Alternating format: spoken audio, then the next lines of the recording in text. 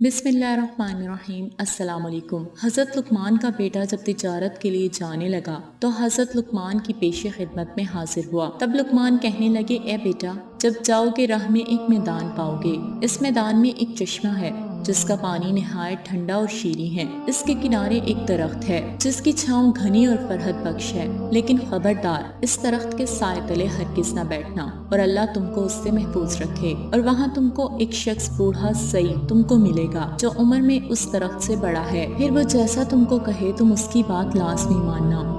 اور دوسری بات یہ کہ جب آگے جاؤ گے تو فلاں گاؤں میں جانا، وہ لوگ میرے دوست ہیں اور تم کو اپنے گھر لے جائیں گے تعظیم و تکریم سے۔ اور اس گاؤں میں ایک عورت ہے نہایت حسین و جمیل اور مالدار، بس وہ تم کو اس عورت سے بیاہ دینا چاہیں گے، لیکن تم ہرگز قبول نہ کرنا، اور خدا اس سے تمہیں اپنی پناہ میں رکھے۔ اور تیسری بات یہ کہ ایک شخص فلاں نامی اور فلاں شہر میں رہتا ہے، ایک مدت ہوئی مجھ سے قرض لے کر گیا ہے، بس اس سے وہ قرض وصول کر لینا، اور خبردار شب کو وہاں نہ ٹھہرنا، اور یہ تمام نصیحتیں یاد رکھنا۔ اور اب جاؤ، میں نے تمہیں خدا پر سونپا۔ چنانچہ وہ اپنے باپ کی بتائی گئی باتوں کو تسلیم کر کے سفر پر نکلا۔ جب میدان مذکورہ میں پہنچا جس کے بارے میں اس کے باپ نے نصیحت کی تھی، اس کے کنارے ایک چشمہ پانی کا پایا جس کا پانی نہایت شیریں اور شفاف تھا، اور اس چشمے کے کنارے ایک درخت پایا جس کے سائے تلے ایک شخص بزرگ کامل بیٹھا ہوا تھا، مارے گرمی اور پیاس کے چاہتا تھا کہ اس چشمے سے پانی پیے اور اس درخت کے سائے تلے آرام کرے،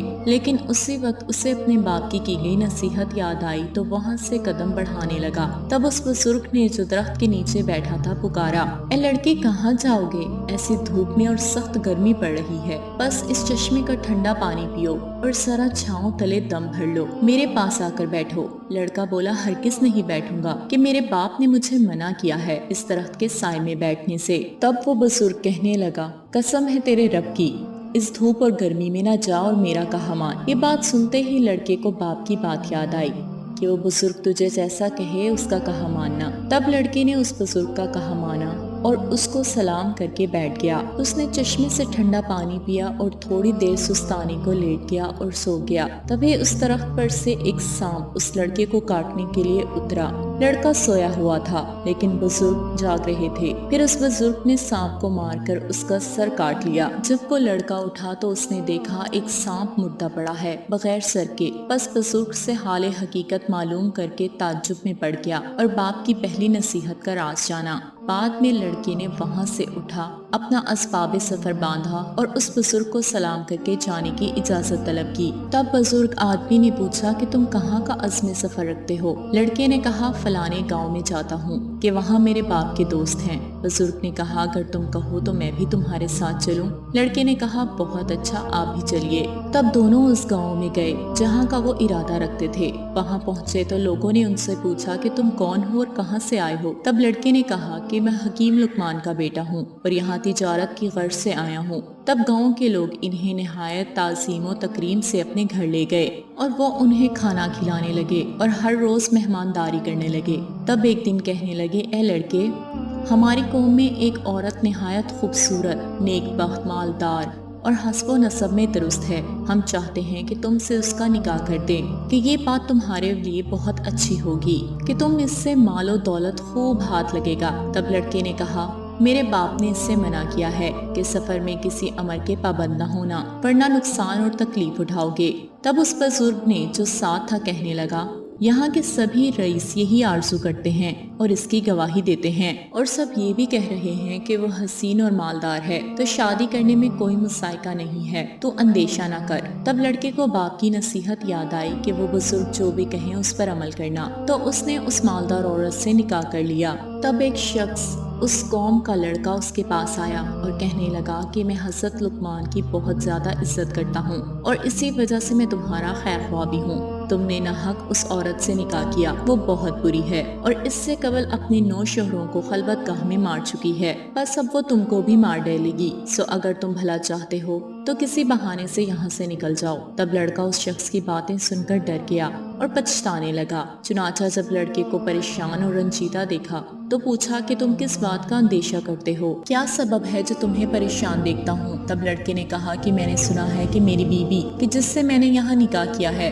مجھ سے پہلے 9 شوہروں کو مار چکی ہے، ڈرتا ہوں کہ شاید مجھے بھی مار ڈالے گی۔ اور شاید اسی بات کے سبب سے میرے باپ نے مجھے اس سے نکاح سے منع کیا تھا۔ تب اس بزرگ نے کہا کچھ اندیشہ نہ کرو اور خاطر جمع رکھو، میں تمہیں ایک حکمت بتلائے دیتا ہوں، اس کو کرنا، اور وہ یہ ہے کہ جب شب کو تمہاری بیوی تمہارے پاس خلوت قدے میں آئے تو کسی بہانے سے اسے وہاں چھوڑ کر میرے پاس آنا، تب ہم اس کی تدبیر اور علاج کریں گے۔ فرض جب اس کی شادی اس کی بیوی سے ہو گئی تو وہ اس کے پاس خلوت قدے میں آئی، تب اس نے اس سے بہانے سے کہا کہ تم یہاں بیٹھو، میں ذرا باہر سے ہو کر آتا ہوں۔ بیوی نے پوچھا کہاں جاتے ہو؟ لڑکے نے کہا کہ قضائے حاجت کو جاتا ہوں، تم تب تک یہاں انتظار کرو، اس کے علاوہ بھی ایک کام ہے جو آ کر بتاتا ہوں۔ تب لڑکا وہاں سے نکلا اور سیدھا اس بزرگ کے پاس پہنچا۔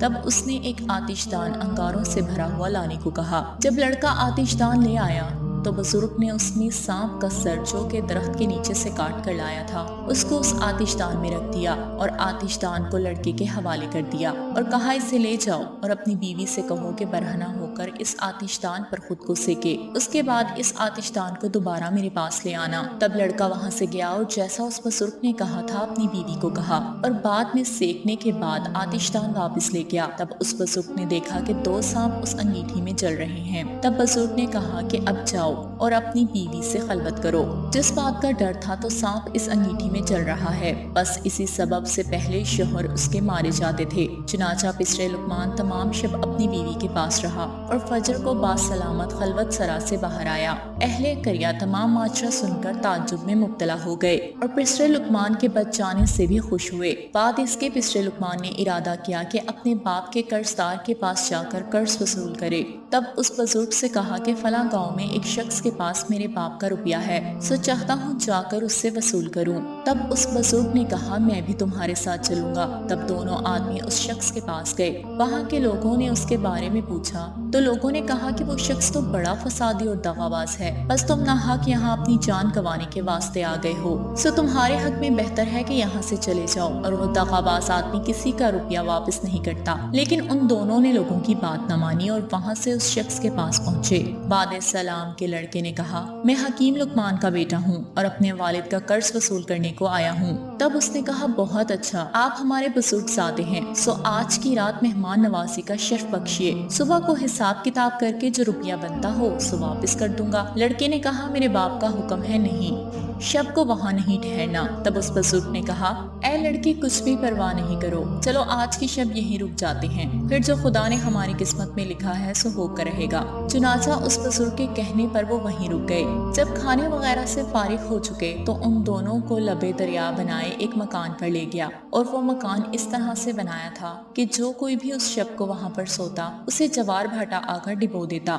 اس دغاباز شخص نے ان دونوں کو اس مکان میں ٹھہرنے کو کہا۔ چنانچہ پسرے لقمان سو گیا اور بزرگ جاگتے رہے۔ جب آدھی رات کا وقت ہوا تو موجیں چڑھنے لگی، پانی مکان پر چڑھ گیا۔ تب بزرگ نے لڑکے کو نیند سے بیدار کیا اور وہاں سے اٹھ کر اوپر جانے کو کہا کہ جہاں پر اس دغاباز آدمی کے بیٹے سو رہے تھے وہ وہاں تشریف لے گئے۔ وہاں سے اس کے بیٹوں کو تخت سمیت اٹھایا اور نیچے والی جگہ پر سلا دیا اور خود اوپر ان کی جگہ پر سو گئے۔ فجر کے وقت جب وہ شخص آیا تو دیکھتا ہے کہ دونوں اوپر والے طبق میں سو رہے ہیں اور اس کے بیٹے نیچے والے مکان کی جگہ پر پانی میں مردہ پڑے ہیں۔ تب پکار کر کہنے لگا افسوس، صد افسوس، میں نے تمہارے واسطے یہ فریب کیا تھا کہ تم کو مار ڈالوں، یہ میں اپنے فریب میں اپنے آپ کو ہلاک کر بیٹھا، میرے سب بیٹے مارے گئے۔ تب ان دونوں نے کہا کہ جو کسی کے لیے بدی کرتا ہے سو در حقیقت اپنے لیے کرتا ہے، اس آیت کے حوالے سے، یعنی نہیں گھیرتا ہے مگر مکر کرنے والوں کو۔ لقمان کے بیٹے نے اس دغاباز شخص سے اپنے باپ کا روپیہ وصول کیا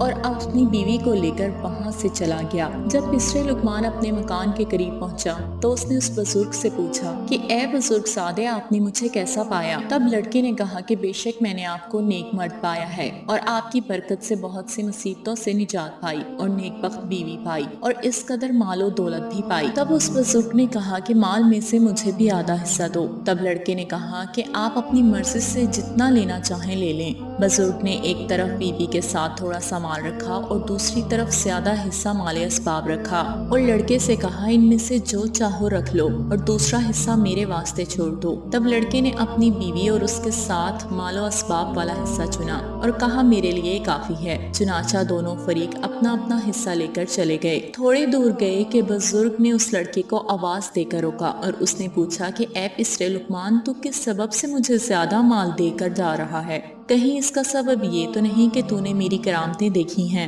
ان کی وجہ سے مجھ سے خوف زدہ ہو کر زیادہ مال دیے جاتے ہو کیا؟ لڑکے نے کہا ایسا بالکل نہیں ہے، بلکہ یہ تو اس سبب سے ہے کہ میں نے آپ کی برکت سے جو نفع اٹھایا اور مصیبتوں اور مشکلوں سے رہائی پائی، سو اس سب کے بعد میں خوش ہو کر آپ کو یہ اپنی خوشی اور مرضی سے دیے جاتا ہوں۔ تب بزرگ نے کہا اے لڑکے، تمہاری نیک نیتی اور اعلیٰ ظرفی اور اخلاق سے میں بہت خوش ہوں، اور یہ سب مال و اسباب ہی تم ہی لیتے جاؤ، بھلا ہمارا اس دنیاوی مال و اسباب سے کیا کام اور کیا غرض ہوئی؟ لڑکے نے پوچھا کہ آپ کون ہو اور کس سبب سے میرے ساتھ رہے؟ بزرگ نے کہا کہ میں اللہ کا بھیجا ہوا ایک فرشتہ ہوں، اور تمہارے باپ کی دعا کے سبب اللہ نے مجھے تمہاری حفاظت کے واسطے مقرر کیا تھا، تم کو تمہارے باپ کا روپیہ دلایا اور راہ دکھلائی۔ ہمارا کام تو لوگوں کے ساتھ بھلائی اور مہربانی کرنا ہی ہے اللہ کے حکم سے، بس اب تم رخصت سے اور راحت سے جاؤ اپنے گھر، تم بھی اپنے گھر کو جاؤ۔ تب لڑکا سب مال و اسباب اور بیوی کو لے کر گھر آیا اور تمام احوال راستہ